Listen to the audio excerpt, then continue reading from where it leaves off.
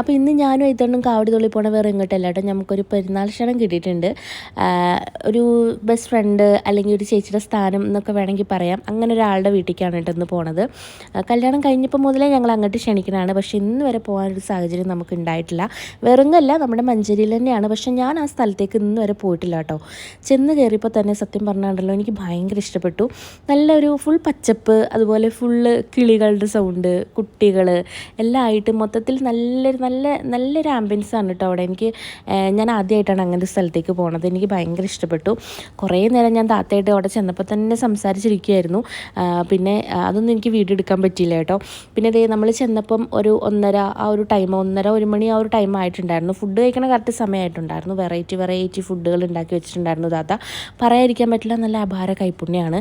എന്തൊക്കെയോ കുറേ സ്വീറ്റ്സോ അങ്ങനെ കുറേ ഐറ്റംസ് ഉണ്ടായിരുന്നു, പക്ഷേ എനിക്ക് അതിൻ്റെ ഒന്നും പേര് പറയാനറിയില്ല കേട്ടോ.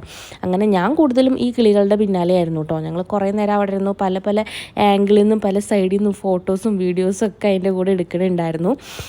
ഇത് താത്താൻ്റെ ഇളയ കുട്ടിയാണ് കേട്ടോ. ഭയങ്കര രസമാണ്, വേറൊരു വൈബാണ് കേട്ടോ.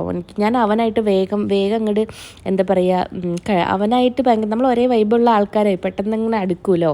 പിന്നെ അത് കിച്ചണിലുള്ള കിളികളാണ്, എന്താ രസം എന്നറിയാമോ, കയ്യിൽ വന്ന് പറന്നിരിക്കുക. അങ്ങനെ നമ്മൾ അവിടുന്ന് കുറേ ഫോട്ടോസും വീഡിയോസും എല്ലാം എടുത്തു.